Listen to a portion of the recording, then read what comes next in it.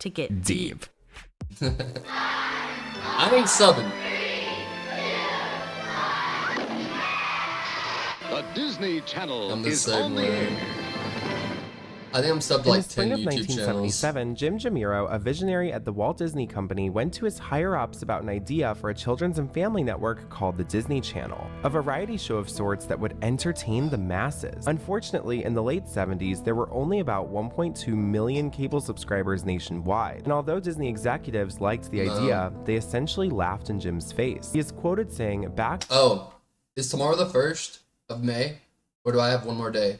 How many days are in April? Is there one more day in April? Yes, guys. I have some exciting news launching tomorrow. Giant announcement, huge announcement, ground shattering. It's going to change the game. It's going to change the cult. It's going to change the way you live. And it's going to start. It's launching tomorrow officially.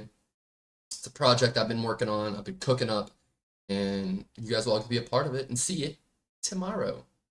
Back then, we could have done it for 50 cents. Everybody liked the Merch. idea, Already got but the merch. truth is, nobody took it seriously. Their reaction was essentially, Jim, go do your 8mm home movies. We did the channel because we did a lot of research that showed that there are literally tens of millions of people across this country who really wanted a kind of wholesome or family programming that wasn't being offered. Benton and Bull's advertising agency did a study fairly recently that indicated that something like 33% of the people who I need to drop more merch though. don't subscribe to pay television, with or without children, don't do it because they don't want R-rated pictures into their houses. Now, I'm not suggesting that there's not a tremendous market for that kind of material. I'm just saying that we discovered that there was a gap in the marketplace. But it would be Jim Jamiro who had the last laugh, as the 80s brought great investments into the Walt Disney Company. The same year they built the billion-dollar theme park Epcot, the Walt Disney Company gave Jim Jamiro the green light on beginning what we know today as the most iconic I know Disney's evil, but I low-key fuck with Disney World. Network of all time, the Disney Channel. And that, as they say, is just the beginning.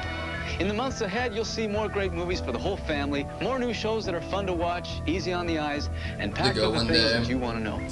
The people at the Disney Channel want you to know that that's a promise. A commitment to bringing you and your family the kind of quality television you'll be glad to welcome into your home. The Disney Channel has kickstarted hundreds of careers, but it hasn't been without consequence. The rise to child stardom is a controversial one, filled with predatory casting directors, dangerous producers, and in today's episode, even convicted criminals. It's not so be Hollywood prepared because we are going to be taking Wood. a look at one of the longest running Disney Channel shows of all time, The Sweet Life of Zack and Cody, and chronicle just how one show not only launched the careers of some of the most influential people on the entire planet, but also hired a dangerous criminal right out of jail. Stupid looking ears, doesn't it? No, what do you mean no? Look, the goof's got ears like an elephant. Say it. No. Come on, say it, the whip. Yes, stupid. What an idiot. You're twins. That means you got stupid ears too. What the fuck? What the fuck was that? Twins Dylan and Cole Sprouse were born on August 4th, 1992. And just 8 months later, they were I know that's the guy from SNL who passed away. I forgot his name, but thrust into the spotlight. We started, basically, our mom put us in the business when we were really little. Jason. We were about 8 months old when we started, and we did diaper commercial. And then from then to 5 years old, we did Grace Under Fire. However, Dylan and Cole... That's so crazy. Like, your babies are born 8 months old, you put them in diaper commercials, and you put them in a show as babies, and you're just, like, using your kids as money. ...would be playing the same role. I'm not gonna have you tell me this morning you had a secret and Brett tell me a secret, even though it's just you and me. Whisper a secret. Very loose children's work restrictions were finally beginning to take form in California, and Hollywood studios needed to adapt accordingly. One of these ways was through the hiring of twins. According to California law, child actors between the age of 2 to 6 are only allowed to work 3 hours a day, and babies under 2 can only work 2 hours per day. With a twin, you can double that time and finish filming scenes faster and more efficiently. So essentially, Hollywood production companies were were hiring twins so They're they could 18, drain I bet. them Oh, they of definitely more get work money off of hours. them. These laws only got more stringent, and by the time Dylan and Cole were off of Grace Under Fire and onto their next project, they had no trouble landing another role, as twins were in very high demand. They had done several small roles, however their big break came in the late 90s when they starred along Adam Sandler in the hit I film loved that Big movie. Daddy. Big Daddy's such a good movie. No, I did. No, I did. Mommy said I did. Did he? How's it working with Adam Sandler? He's a pretty shy guy. Like, you wouldn't think that he's shy at first, but he really does open up. The great thing is he has a comedy for all ages. This movie catapulted their careers So I love to that the movie. Me mainstream. too. However, nothing could have prepared the twins for their Disney Channel debut, as in the coming years, Dylan and Cole Sprouse would become household names. Zach lost her at school.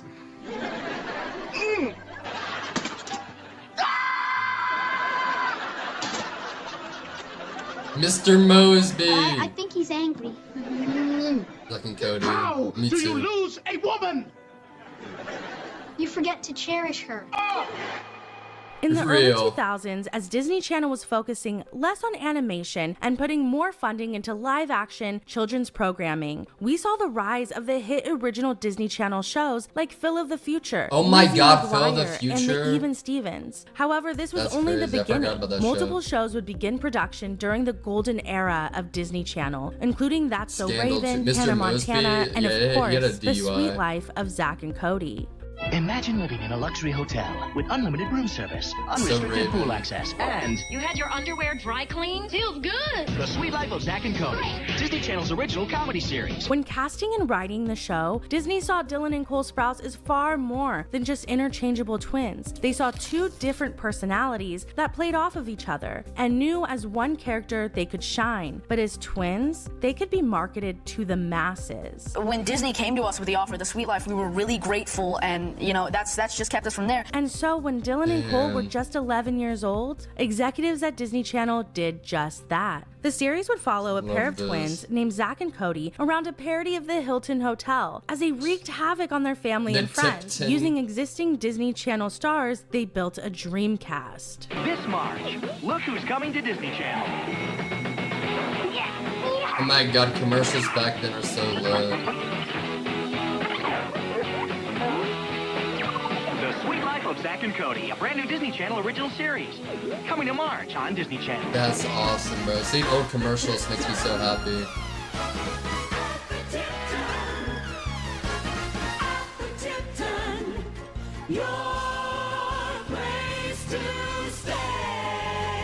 And bring a family. The Tipton is the place to stay. Check it. Wow. No parody of the Hilton Those Hotel would be commercials, complete they were without fun. an iconic. Bro, it used to be like, you used to like look forward to like watching some commercials, especially on Disney, Nickelodeon. You see all the toys that were out, like you see new shows, commercials for like Sweet Life of Zack and Cody the movie, this movie, like, dude, commercials used to be lit. Nowadays, commercials are boring as fuck. Era socialite. So Disney Channel writers dreamed up London Tipton, an airhead who also happened to be the heir to the Tipton fortune. She was outwardly teaser. happy and had everything anyone could ever want, but deep down she craved connection and missed her parents more than anything. This wouldn't have to do more with your father not showing up for the father-daughter dance, would it? Baby. I thought he might actually show up this time. London needed a frenemy, and that came in the form of Maddie Fitzpatrick, a studious teen girl, London's age, who worked at the Tipton Hotel candy counter to support her family. However, casting these The characters candy would be counter no is simple lit. task. Maddie needed to be quick-witted, snappy, and smart, while London needed to be pretentious, likable, but still three-dimensional. The part of London Tipton originally went to none other than Ashley Tisdale, a teen Broadway performer who previously had done voice acting work for A Bug's Life, and the part of Maddie Fitzpatrick originally went to Phil of the Future star Brenda Song. That's Brenda crazy. told W Magazine it was Ashley Tisdale who tested for the role of London Tipton. They were going to go full true Paris Hilton parody, and when we read for the roles, they were like, no, actually you guys switched parts. Hollywood wasn't doing that then. Every audition was like That's a job to crazy. me. I didn't get a lot of auditions. It wasn't until I got into the Disney family that they were so very open. I got into this accident. I was like 4 years Nah, old. Brenda's song, she put in work back in the Windy Woo, London Tip, bro. Shout out, she's married to Macaulay Culkin, the guy from Home Alone. in the mall in Northern California, and they were doing like a big model search in the middle of the mall. This school wasn't legit at all, but I met a real agent through it, and I sort of just say there's so many scams out there. Yeah, and it was, but I was lucky enough to meet a real agent. I just love being on a set, and I love what I do. We're really lucky that, you know, I mean, at least for me, I get to live out the dream that I had since I was like 7 years old, and you know, every single day. So I can't complain. So I feel really proud of that, because for me, growing up, I didn't see a lot of girls who looked like me on TV, and it was a little disheartening because I was like, I'm not Jackie Chan, I'm not Jet Li, how am I going to do this? Brenda even got accepted into Harvard at just 16 years old when she officially landed the role. However, she went with her dreams of becoming an actress instead. Disney replaced her on Phil of the Future and thus transformed her into the iconic. Like I thought they grew up with me, but they were like in their teens when I was like 6 and 7 years old, you know what I mean? And so now they're like, bro, I thought Justin Bieber was my fucking age. Bro is 35. London Tipton. It's like, dude, what happened? And Ashley Tisdale assumed her new role as Maddie Fitzpatrick with ease and showcased her versatility as an actress. So I'm so grateful for playing those roles. Like at that time in my life, that was like what I wanted to do. I was they like, were all so did I. On Disney. The twins needed a reason to live at the hotel. Different characters who worked in the hotel along with a parental figure. The soap opera icon herself, Kim Rhodes, assumed the part of Carrie Martin, a divorced mother of twins who lives and sings at the luxury hotel. Phil Lewis would be cast as Mr. Mosby, the uptight hotel manager who acted as a father figure to London and was always at odds with Zack and Cody. Are you familiar with the gear shift? You mean the Prindle? The what? The Prindle. Are you referring to the shift lever that says PRNDL? That's a child's, Mosby. I know how to spell Prindle. It is not something you spell. It is a gear shift. The letters stand for park, reverse, neutral, drive, and low. You're making me nervous with all this technical talk. Oh, I'm sorry. Why don't we just relax or turn on the radio? Would you like am or fin? Adrian Ramonte would be cast as Mr. Mosby's bellboy. Oh my God, Ricardo Montoya de la Rosa Ramirez. Brian Stepanek became a fan favorite when he was cast as the scatterbrained engineer Arwen, whose love for Carrie Martin was only rivaled by his love for creating disastrous inventions for the hotel. And Allison Stoner, a dance prodigy who gained major recognition at just 11 years old when starring alongside Missy Elliott in the music video for Work It, was cast as the reoccurring character Max, a rough around the edges skater who befriends the twins at school. But Allison wasn't the only star to gain a huge boost from The Sweet Life. The show would also act as the testing ground for an entire new generation of child stars, including but not limited to Victoria Justice, Nathan Kress, Rainey Rodriguez, Moises Arias, Vanessa Hudgens, Daniela Monáe, Drew Seeley, and global sensation Selena Gomez. That's crazy. Emma Stone even played the voice of London Tipton's dog, Ivana. The musical guests were out of this world as well, including Jesse McCartney, Chris Brown, and Disney's own Chris Brown was on Sweet Life? Oh, damn. This was the dream team of actors who brought the Sweet Life of Zack and Cody to life. But behind the scenes lurked a few key individuals that would cause the Sweet Life of Zack and Cody not to be so sweet. The Disney Channel was building Dylan and Cole Sprouse's show into an empire, but underneath the shiny hotel sets, millions in merchandise, and dozens of breakout teen stars was a dark secret. What up, Turk? You It missed is the no slideshow, secret bro. that Hollywood is full of but you would think there would be many safeguards put in place by child networks such as Disney Channel to protect the many children. Is it weird to anyone else that on YouTube, and technically not on Twitch, I can't say this either, but I say it all the time, and I'm not really worried about it. I don't think I got that many eyes on me. Yeah, Turk. That you can't say child predator. Isn't that weird? Like, why? Why on YouTube and all these social media apps you can't say child predator? It's like they're protecting them. I lived it real. Like, I don't get it. Like, if you say it on TikTok, your post won't go up. If you say it on YouTube, the video will be taken down. That's why they always bleep it out. You're not supposed to say it on Twitch, but there's a lot of shit I do on Twitch I'm not supposed to. Love you, Twitch. Love you guys. Love you, Jeff Bezos. I'm your favorite. Set. Unfortunately, that has not always been the case. This can be demonstrated by when Disney Channel hired convicted offender Brian Peck to play the mirror voice on The Sweet Life of Zack and Cody. How do I look?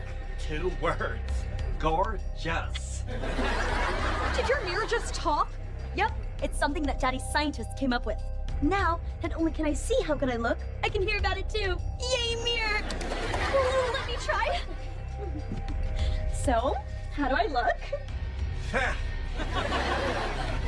Well, anyway, what are you doing here, Mirror? I'm here to take you on a little trip. Come on. Step into me. Okay, I think you've been going a little heavy on the glass cleaner. Trust me on this, sweetie. Have I ever steered you wrong before? You did tell me I looked good wearing a scrunchie. It was the 90s. They were in. Whatever. I'm not stepping inside you. Is that a pimple? Yes! Where? Wait, I don't see a pimple. Look closer. Closer. Brian Peck has worked in Hollywood since the 80s. While he is still to this day a cult figure within the horror community for playing Scuzz in The Return of the Living Dead. And wow, I just discovered that an actor from one of my favorite movies, Return of the Living Dead, is a And what I want to know is how this never became common knowledge and how this guy continues to find work and makes a fortune appearing at conventions and still acting, to this day. Apparently, he's well connected and friends with Charlie Sheen and other influential people. He's also worked on many children's shows through the years. You see, we draw drawings of each other. Brian is the famous artist, and we always make fun of each other and portray each other in silly, satirical ways. Leo's job on this set, for some reason, is to make fun of me all day long. Leo, as you know, is the latest, hottest, hunkiest teen idol there is. Yeah, muscles. Look, speaking of hunky, huh? Brian Peck would work with Nickelodeon frequently, appearing in Kenan and Kel, Good Burger, The Amanda Show, and all that. Brian Peck moved to Nickelodeon and coached on almost all their shows, really. It was one of those shows where he befriended a pretty major child actor. That child was by Brian Peck. He came forward and filed criminal charges against Brian Peck. On August 19th, 2003, Brian Peck was arrested for a Nickelodeon child star. LAPD had put out a statement stating that detectives believed there were additional victims who had not come forward. And considering Peck had been working in the industry for 20 years at this point, there is no way to know how many survivors of Brian Peck there truly are, as many victims in Hollywood are forced to stay silent to protect their careers. Brian Peck almost immediately pled guilty. Clearly he didn't want an investigation to continue, or clearly the studio didn't want an investigation to continue. The victim has chosen to remain anonymous all along in order to Are you getting on your arm like that, Allie?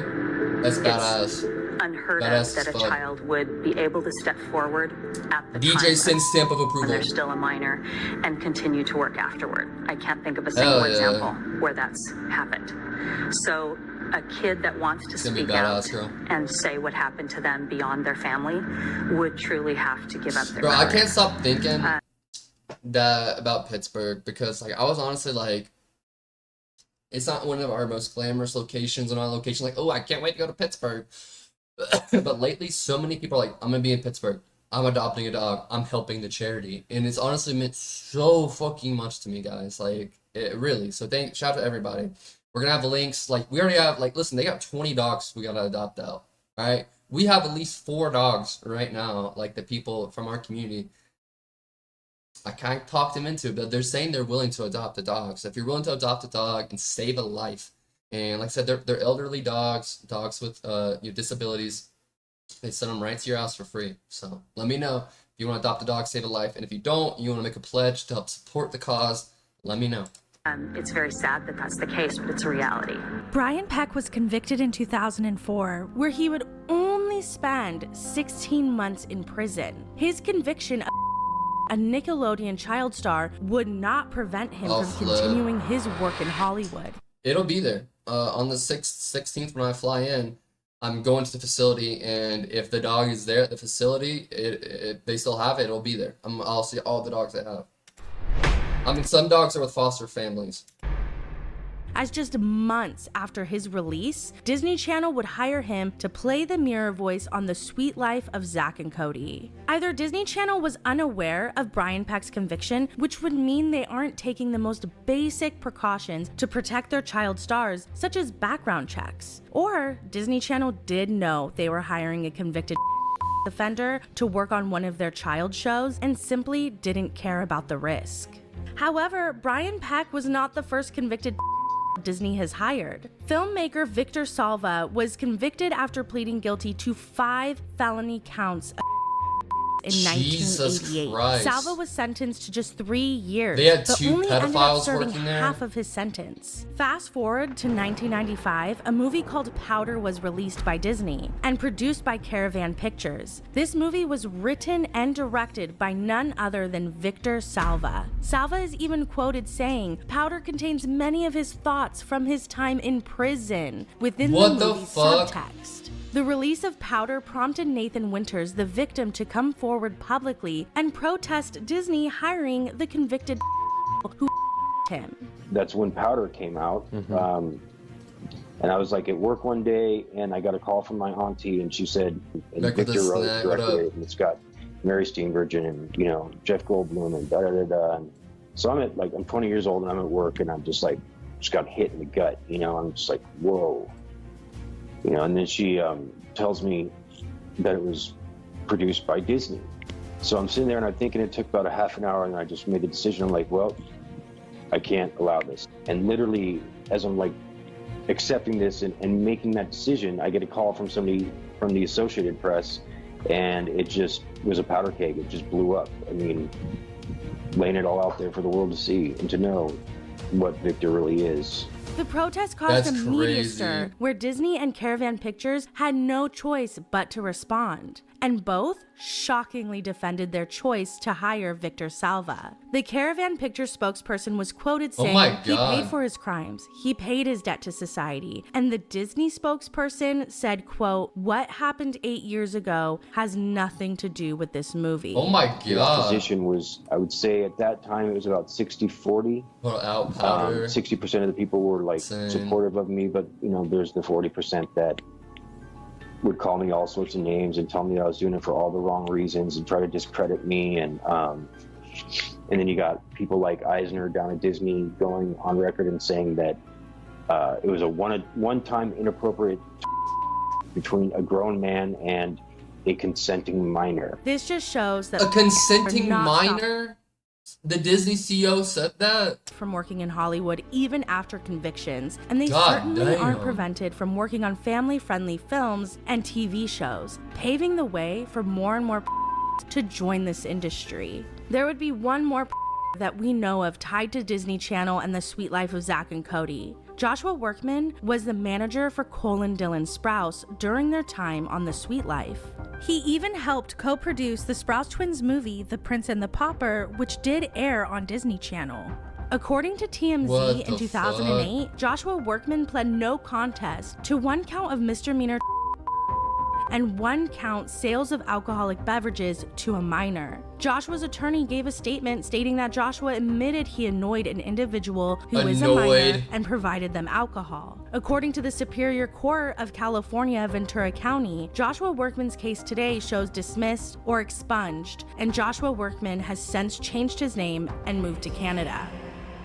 Oh my God. Years later, 2012, a new California state law would be introduced and passed to help protect child stars from offenders. Brian Peck was one of the many offenders who sparked the creation of this law. The law AB 1660 requires those who work with child actors that may have unsupervised access to them, such as publicists, managers, acting coaches, and photographers, to be fingerprinted and pass an FBI background check before they would be issued a child performer services permit. While the law was a great start, it had many loopholes. It's kind of sad that you had to do that. Such as Brian Peck or a part of the show's crew, you wouldn't necessarily be required to undergo these FBI background checks. And everything. 6 years after the law was put into place, Deadline conducted an investigation to see if there has been any follow-through, and they found only 292 valid permit holders within the State Department's Industrial Relations database. Oh my Many God. industry professionals have not complied with the new law and have failed to register. Amongst those who have failed to comply would be publicists who represent represent child stars on many hit TV shows, such as Disney Channel's Stuck in the Middle and Raven's Home. These people didn't. And while this is the darkest part of the industry that has impacted more child stars than we could ever know, there are also so many other negative impacts. It's so crazy how Hollywood is like known for being like sex predators, pedophiles, all this stuff, and like no one does anything about it. Like in the day, like the FBI, CIA, the police, like there could be something like seriously done. Child actors within this industry. How lots of laws are created. So we shot a pilot. And the pilot was going to either be picked up or not picked up into a TV series order for 3 seasons, because that's how Disney did it. You'll see that in a lot of different shows that they've had. In the late 90s and early 2000s, Disney Channel seemingly implemented what The Gamer has called the 65-episode rule. Just as its name implies, the 65-episode rule was a pretty rigid programming scheme that rarely let Disney Channel original shows from exceeding 65 episodes total. Many great shows fell victim to this, including Even Stevens and Lizzie McGuire, which were both cut off at exactly 65 episodes. Both of these shows were then given a Disney Channel original movie, but were eventually phased out of the primetime Disney Channel programming. But why would Disney Channel end extremely successful shows with an arbitrary number of episodes? Many have speculated over the years why this rule was put in place, some theorizing that the stars of the shows along with their viewers aged out of the desired Disney Channel demographic. But the website Fandom suggests the rule may have had more to do with programming schedules rather than any personal feelings about a series. Oh my god. More to do with programming. You guys remember looking for stuff to watch and the TV would look like this and you have to scroll through channels like this? Schedules. And you could see what was going on later. Like, oh shit, at 11 o'clock, Danny Phantom starts. Rather than any personal feelings about a series on the part of studio executives. Before streaming services, DVR, and on-demand, television networks' programming was much more rigid as the networks were choosing which reruns to play. With 65 episodes, 5 episodes can be broadcast a week, reaching the 65th episode at the end of the quarter. This caused filming and promotional schedules for the child stars on Disney to often be unmanageable and exhausting. While some companies stay within the legal range of working hours for minors, many do not. Regardless, set conditions are inappropriate and hazardous. Did you know that according to the U.S. Department of Labor, 17 states still don't have any regulations in place for child entertainment in 2021? Yet all 50 have working child performers. Adding to this, Zero Productions acknowledged that after their shoot, I will go $250 a month for cable? What was on and what channel? Record an interview during my lunch break for multiple hours. A magazine? Skip dinner and meet for a late night rehearsal. Supports Twitch. After all, their responsibility is to deliver a product on time and in budget, Camp Rock, not to babysit. Kid Meanwhile, Rock is funny. Agents are encouraging me to look at early emancipation so I can work longer hours. By the time Suite Life of Zack and Cody was in production, Disney was already moving on to an even more strenuous programming schedule, as the 65-episode rule was officially broken for good in 2004 by That's So Raven, and successful shows were now running even longer than before. Are you guys working right now, or do you get a little holiday break? Austin and Allie was mid to me. January, I think, and then we're back. What are the plans? What are you going to be doing? I mean, we want as much downtime as we can get because, you know, we are really busy when the show's going, so we don't really, we're just trying to relax, I guess. Yeah, mainly. That's our #1 priority. I like it. Now, any favorite? By its second season, The Suite Life of Zack and Cody had reached its 65-episode lifespan. Yet, like That's So Raven a few years prior, executives still renewed the show for one last season. However, with the success of Cory in the House after That's So Raven ended, whispers of different Zack and Cody sequels began to spread. The Suite Life story was just getting started as Disney had 2 concepts that would make it to filming. One titled The Suite Life on Deck, and another lesser-known sequel titled Arwen, Housebroken. The Suite Life on Deck would be centered around the twins setting sail on the SS Tipton, seeing the world, and attending boarding school with London and a slew of new characters. The lesser-known sequel, Housebroken, would focus on fan-favorite character Arwen. Instead of having Dylan Nicole Sprouse, the series I don't remember that one at all. Would have had Brian Stepanek reprise his role as Arwen Hockhauser, who was going to live with his sister to help her take care of her kids. An entirely new cast of characters would have also starred in the show, with the most notable being Selena Gomez. You have no business going to a high school party. I'm in high school. What other parties am I gonna go to? She has a point. You stay out of this. I'm her mother, and I'll decide what's appropriate for her. She has a point, too. It's all tied up. While pilots of The Sweet Life on Deck and Housebroken were being conceptualized, the third season of The Sweet Life of Zack and Cody was in production, and it would prove to be majorly problematic. For starters, Ashley Tisdale could only be in a select number of episodes due to her extremely packed filming schedule playing Sharpay in High School Musical. But in November of 2007, this would prove to be the least of the concerns. As many of you know, 3 weeks ago, the members of the Writers Guilds of America voted overwhelmingly to authorize a strike if we could not reach a fair and reasonable deal with the Alliance motion picture and television producers. Studios made it clear that they would rather shut down this town than reach a fair and reasonable deal. 12,000 writers are on strike, saying producers don't want to pay them enough when their material gets reused on the internet. Their shows are streamed live online, and they're not getting paid for it. At the end of the day, how much money do you think this will cost everybody? $1 billion at least. But yeah, I remember hearing about this, bro. And the writers lost in the end because they were wrong. Okay, listen. If your job as a writer is to write a script, content for a show, they produce that show, they pay you for your writing, and then that show gets put on Netflix, gets put on YouTube TV, gets put on all these different things, and they make revenue from that. Why does that doesn't make sense? Like if I buy a lawnmower from Husqvarna and I'm mowing grass in the neighborhood and I start my landscaping business, is Husqvarna gonna get a percentage of? They made the fucking lawnmower. They gonna get a percentage of the lawns I fucking mow? No. Okay, listen. You gotta realize you create a product and that product is only as good as what someone can do with it. You know what I mean? So like for example, if I make like a part of something that goes into Gatorade. Let's just say I make the syrup, right? And they pay me for 50 billion gallons of syrup that goes into Gatorade. And I'm like, and then they mix the Gatorade with all different things. They make the Gatorade bottle. I don't get like a percentage on every Gatorade bottle sold because there's fucking syrup in it.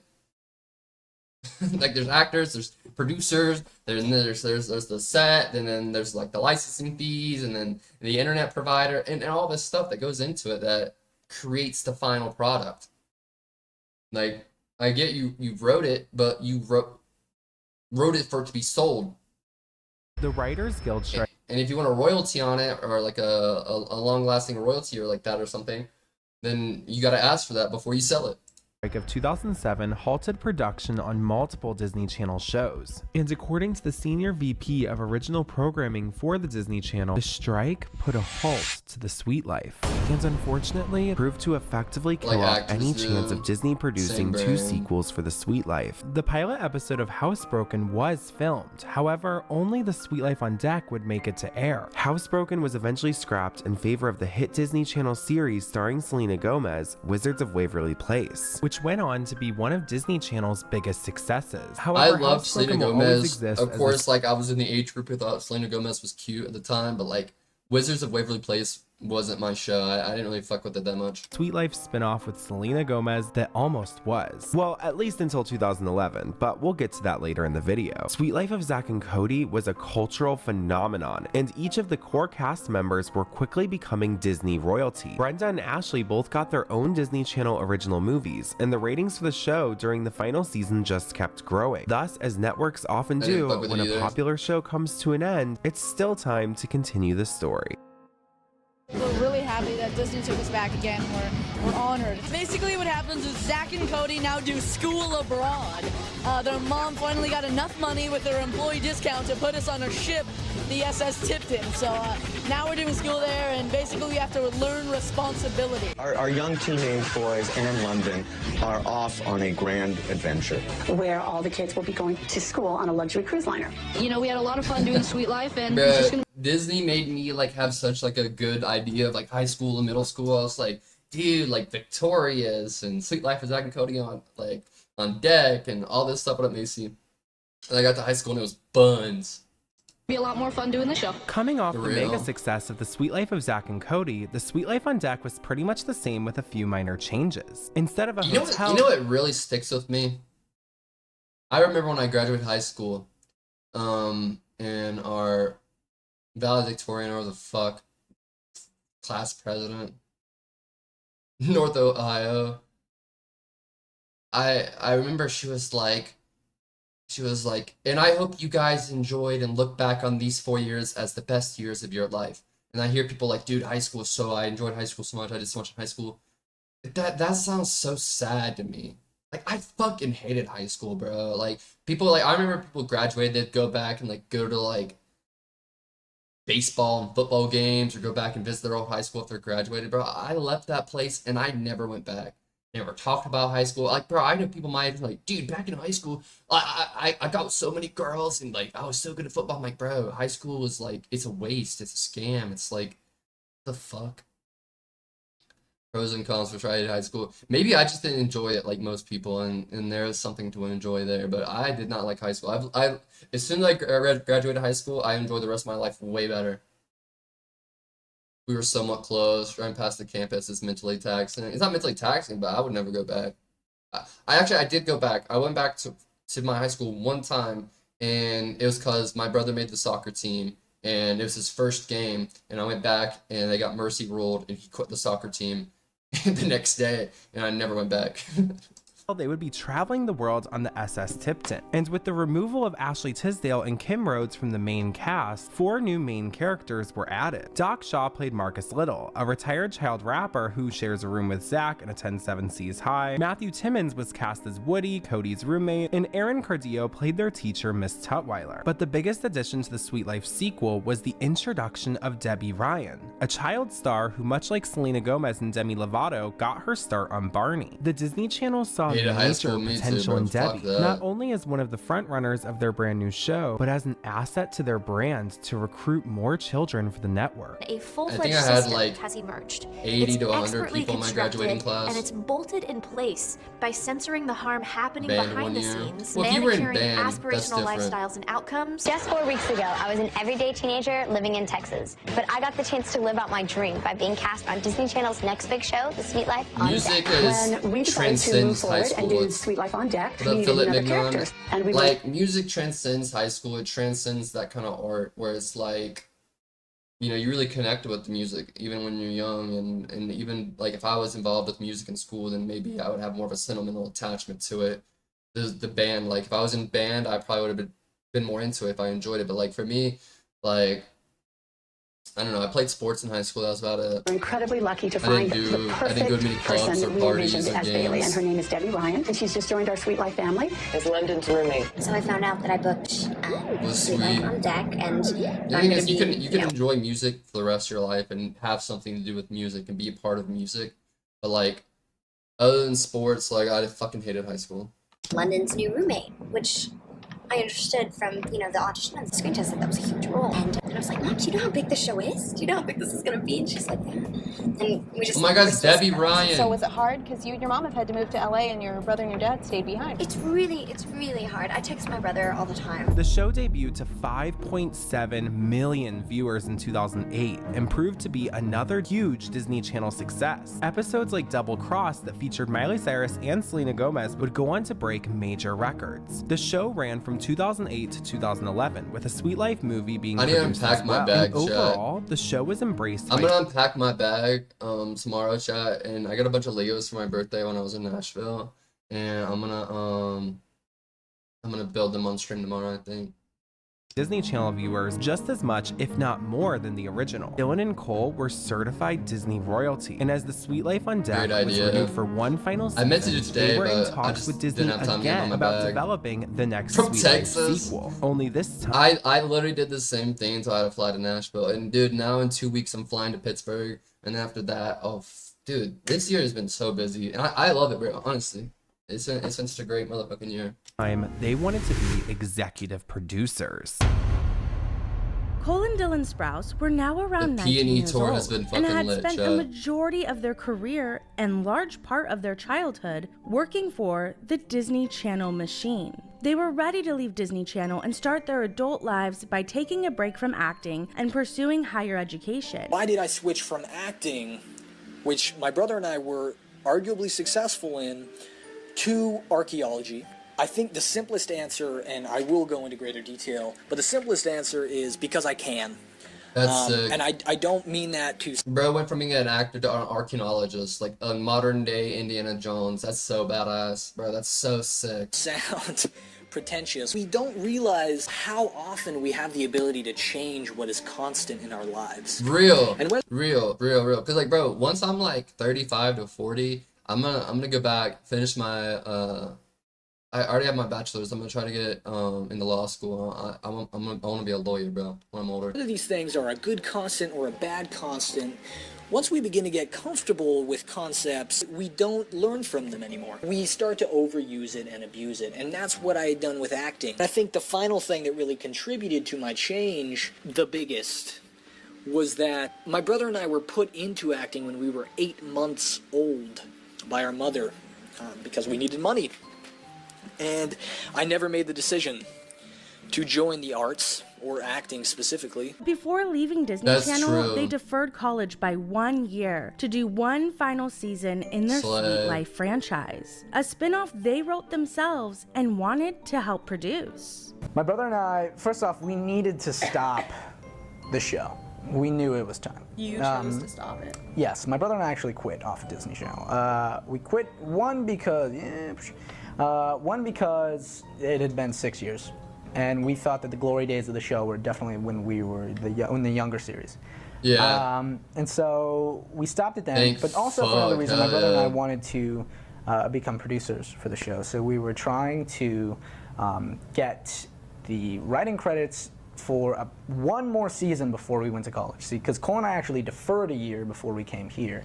And what we wanted to do during that year was film one last season where we wrote this all ourselves. We had everything out, laid out on the table, and we went up to them and we said, well, let's do one. If we're going to do one last season, it's going to be on our terms. We're going to produce it. Those twins not gonna lie. And it'll be a... But didn't Cole act not too long ago in... Yeah, he wore the weird hat, the weird toboggan thing. What was that show? Yeah, he's in Riverdale. When was that produced? Set up for a new show. So what it would be is that Zack and Cody would leave the boat and they would go back to live in Boston at the hotel in the downtime between when they would go to college, if they did, and between, after leaving the boat. So there'd be a year of time there. And Cody would apply to college and Zack would apply to college too. And we'd live with our mom again in the hotel. And during our stay at the hotel, things would have been changed, and it would kind of show this progression of time, what's happened in the meantime, how long have we actually been away, what has changed at the hotel, and, I believe in the show, Mr. Tipton went bankrupt. And so how that would affect the show. And during then, there would be this little boy who lived with his single dad. And Cole and I, while we were preparing for college, would kind of raise this boy up as a little brother. So what we do would be like, we'd show him all the crazy stuff in the hotel. We would, lead him in all these wacky situations. We'd basically start the show again, but with this one kid. And what it would do is that after that, Cody would go to college. Zack, who would not get into college, would go to work in business, and a used car dealership, I believe, is what we were thinking, to show that kids can be successful no matter what they choose. They could either be, successful going to college and getting an education, or they could be successful starting a fiscal life, just really starting right off the bat. And then the show could go in any direction with this kid that they wanted. The spin-off Cole and Dylan came up with was truly perfect. They would act for one more year to help launch the new show and would receive writer and production credits, which would look amazing on their resume. Disney Channel would have a third installment of the highly successful Sweet Life franchise. Plus, Cole and Dylan could set up the Sweet Life crew, who at this point were more like family. For years of more work and pay, it was a win-win. So what Cole and I wanted, the reason we wanted to do that too was because it would also set up all the cast. I never watched any of it. I just remember the clips and people talking about it. So they would not lose their jobs in our decision to go to college in real life. And so they would continue to work, and we would also be making money off the producership. However, when Cole and Dylan would pitch their idea to Disney executives, Disney's response would forever tarnish their relationship with the twins. previously when we had pitched our idea, it was kind of this situation where they had almost laughed in our faces and like pushed us out the door, and we were like, better off "This is not really watching disrespectful." it. They told us no to that idea. The first. So that was kind of a big part of the decision, because they didn't trust us enough after all this time. But that wouldn't be the end of Disney Channel showing how little they respected the twins after 6 years of working together. Disney Channel would call Cole and Dylan back to pitch them a Sweet Life spin-off idea. But the idea Disney Channel came up with sounded oddly familiar. Then like a week or two later, they came back to us and they're like, all right, well, you know, we said no to your idea. Let us pitch you our idea that we came up with and for the next season. So we sat down and we were like, all right, we'll hear you out. We're not really, Cole and I, ahead of time, we were like, you know, we don't want to do that. And so they sat us down. They're like, all right, here's our idea. You guys leave the boat. Zack goes to work in Miami with Cole. They both go, like Zack and Cody go to Miami, right? They go to this hotel, okay? And Selena Gomez is there. What the fuck? And Selena Gomez is there, and there's this kid who has a single dad, right? And you guys raise him up get used to it. Like he's this prodigy of yours. Did anyone ever win the Danimals cruise? And you can set up the show. You guys don't get producer credits, but then Zack would go to work in a used car dealership, and Cody would go to college. But all of this happens in the rapid-paced city of Miami. And they pitched us our idea in Miami with Selena Gomez. And Cole and I turned to each other and we basically laughed in their face and walked out. And that was the last meeting we had with Disney. This interview with Dylan Sprouse, which aired on YouTube in May of 2013, was deleted within 2 days of its release. We will never know if it was Disney Channel that wanted the true reason as to why the Sprouse twins left Disney removed, or if maybe Dylan Sprouse didn't want that portion of the interview to go live. Either way, Cole and Dylan managed to break away from the Disney Channel machine very cleanly. Many Disney Channel stars have a very difficult time trying to break the Disney Channel mold, even years after leaving. I'm sure you guys have all heard about this open essay that Joe Jonas wrote for New York Magazine. And in it, he talked about how he and his brothers were controlled, every aspect of their lives, by Disney. Joe Jonas spoke of this in 2013. I never watched any of the Jonas Brothers content. I never watched Camp Rock, really. I never listened to any of their music. I never watched any of their shows. The Jonas Brothers were like so like created by Disney, like industry plant to me, even at that young age, that I was just like, meh. Just like, they seem too squeaky Disney perfect. Like they like put them together in a lab and here's the Jonas Brothers, enjoy. It's So Bad It's Good. Joe and Nick were my favorite. Me neither. Part of a company like Disney Channel comes with certain expectations. That the pressure to please Disney Channel executives, their parents, and fans is the kind of pressure no teen should ever be under. I wasn't a big fan. So working for them but in like, general. But here's the thing with me, like I was really into Disney Channel, Nickelodeon up until High School Musical came out, Camp Rock, and like that's when I transitioned and like I started watching hella anime, bro. I was like 13, 14. I was just getting an anime. I remember I watched Death Note, watched all of Dragon Ball Z, Tokyo Ghoul. I started watching Bleach and One Piece. That's when my anime phase started, like for real. It was like 12, 13. That was like back in like 2011, 2012. Role is interesting. They contract you as a child. Basically, you can't do anything that will make you uninsurable. So you can't go surfing. You can't like rollerblade. You can't do like high impact sports. You can't do team sports. You can't do certain things unless the executives, I think, like have to really. What got you hooked on anime?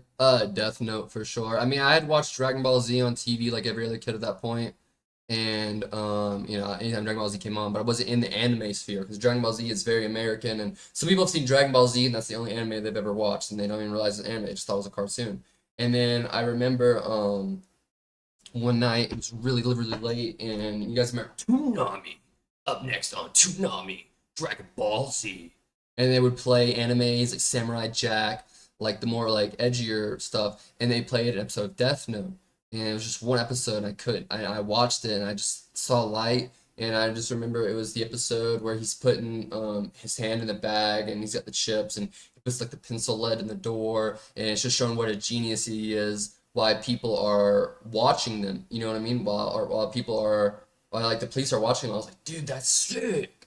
I was like, that's badass. I love it. And he's like, first I take a bite, then this, and it was just like the aspect of like a super genius stuck in his head. Light Yagami. It really was Light Yagami who started it for me. I just thought Light Yagami to this day is a badass. Like I love Light. I'll forever be a Light stan. I like when I was a kid, bro, I imagined that Ryuk would follow me around and I had like a Shinigami with me. It was bound to happen. That sick. Toonami, Afro Samurai. Into 2021, yeah, I was a big anime fan. Like I remember, like, and dude, when I was in high school, bro, I remember my first day of high school.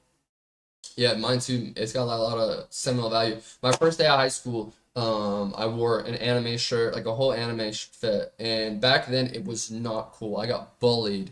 The fuck out of for it. I never wore it again. Never talked to my high school friends about it. It was just like something I did in my free time. I'd come home and just watch anime all day.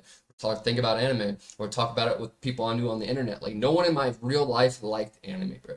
Like, bro, I remember even my brother didn't like anime for the longest motherfucking time. Like, he wouldn't watch with me. He called me weird for watching it. Blah, blah, blah, blah.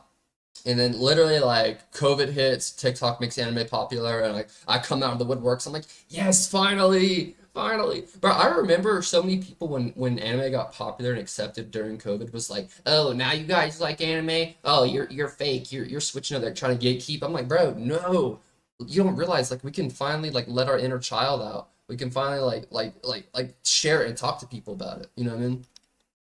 Evaluate it case by case. We're and I'm all not anime saying that they're gonna lovers. say I mean, it depends, bro. Like, you gotta realize, like, a lot of anime wasn't even, like, in the United States until, like, 2015, 2016. My school, so it didn't matter, Sam. Everybody thought I was gay. I went to a redneck school. no every time. I was, like, the only non-country kid in my school. But it's a consideration. It's a consideration in that when you're working for them and you're believing that if you say yes and you behave, that you will be rewarded with extra screen time, extra opportunities. Like, you want them to like you, right? And this doesn't just go for Disney. Exactly. This goes for any kid who's in the business, working for a big company. My mom, who was like, let's say yes to everything. Let's make them happy. Let's work well with them. What year were you in the fourth grade? And you know what? It totally worked. Like, I was in a lot of things that people know now to this day. But I had a Dragon Ball Z think that birthday. there is value in saying no. Saying no is important because it tells people that you know your worth. I love Disney. I go to Disneyland. I go to Disney World. I love it. I believe in the magic 120 million%. And I was Goku I a mean, bunch, the other like thing 2013. is that when me and some other people were working for the channel, there wasn't social 7th, 8th media. grade. So these kids have... I think Dragon Ball Z broke into the American market, and that was the first anime that did really break into the American market, and then you started seeing a lot more and more and more, and now it's, you know, commonplace. Millions of followers as soon as their TV shows are airing. And they have this... Wait, Olivia Rodrigo came from Disney? Massive influence that's independent. Sabrina of their Carpenter did contracts too? and what they're being What paid the for fuck? with Disney. So that means that they're independently wealthy at this point. Now that is leverage over the people that they work for. It's kind of scary for Disney because I must have then stopped watching these Disney by kids, then. They can Like, bro, I didn't really even ever see Jake Paul in Disney. Like, but I stopped watching Disney in like probably 2013, 2015 era. Actually, way sooner than that, 2011 to 2013 probably. And I think about the deciding factor, regardless medium, be it movie, cartoon, novel, what you have. Yeah, exactly, bro, exactly. Like, and nowadays I haven't enjoyed a lot of newer animes, to be honest, because they're not as story driven. They're more visual driven, horny driven. Like, there's so much fan service in anime. Like, go watch Death Note. Not a single fan service episode in the whole fucking thing. From Girl Meets World. I didn't see any of those. I watched Disney. I never watched Disney XD. And when I was younger, between Nickelodeon and Disney, I was a Nickelodeon kid. I love Nickelodeon. Like, I watched the fuck out of iCarly, Victorious, and Drake and Josh. Those were my shows, like live action shows growing up. Or break the fate of, I guess, the show. You know, that is something that my generation of Disney stars definitely did not have. So, unfortunately, if I had potentially seen myself as independent of anything that Disney Channel had brought me, I do believe I would have had the mindset of future growth. rather than growing within the network exclusively. Dylan Sprouse had a very different opinion than Joe But Jonas Lab when it Rats. came to being able to say no I never watched to Disney Kickin' It or Channel. Lab Rats. So Dylan took to his Tumblr page, and on it he Animes fired that back. are overly and he sexual are annoying. Yeah, pretty much. You see the YouTuber Mother Spaces vid on the Korean knockoff of Dragon? No, I didn't. said first, There's a Korean quote, knockoff? I think it's bullshit that they were being robbed of choice Is or it good? creativity. If they wanted to, they could have told Disney no. Cole, his twin brother, and I did this hundreds of times, and we ended up all right. Something surprising about me, well, Disney wanted me to apologize for telling, I think maybe Popstar, that I have a helicopter through which I fly down into Antarctica to pick up polar bears and hang out with them. They wanted me to apologize. So, I'm not going, but I think it's very fun.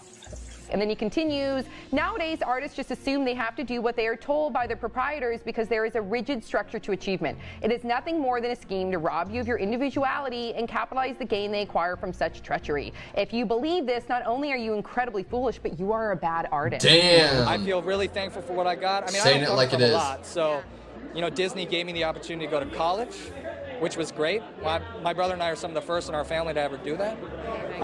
And it gave me his a life hair looks for a little amazing bit of there, heights wow. here. Some people complain about it. Some people complain about Disney or Nick or being a child star, but it is ultimately a privilege. It's a privilege, it's luck, it's success, it's right place, it's right time, it's business connection, and the fact that I was able to be For some successful reason, at 23 years old is I something thought North Korea don't was take the lightly strict in the one. slightest. The Clark And then he Kent. finally concludes, you do not have to become something else to be successful. Not only is it not too late for the Jonas Brothers to redefine themselves, older. but it was never too late. I took a break from acting for a little bit. I really had a sort of reinvention, like a renewal. I thought education was really important. But I was a child proud you're actor. working I've on been DC, working I since miss I was you. 8 months old. So I think taking a break is fundamental for child stars in general. It allows them to step outside themselves. It allows them to see themselves more objectively. But most importantly, it allows them to get real-life experiences, real-life stories. And as an artist, that's what you pull off of for emotional depth, for emotional range, for all of that. So if you have no stories to tell, and you've led no life in any realistic sense, then you can't go anywhere. And this may very well be the reason Cole and Dylan were able to easily leave and start their adult life without always being reduced to just those twins who played Zack and Cody on the Disney Channel. They were raised right. Don't look, don't touch, cause your bitch is green. A juicy bag with a Louis V. High heels, no school, got my degree. Got a cushion gloss and a sunny shades. Pull up to the club in an Escalade. If he ain't A-list, he ain't getting laid. They all want pics cause they know we slayed. This is a weird transition.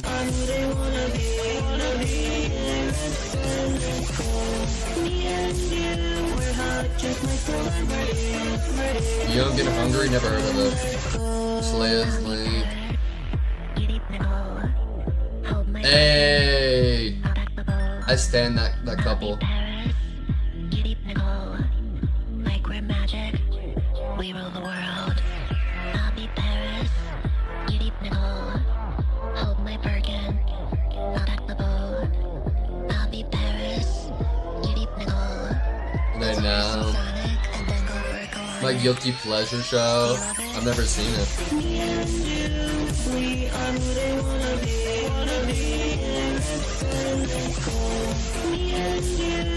Dang! Dylan has his own meadery. Is that like a where you make beer, right? Mead? Or is mead is mead different than beer? I don't know.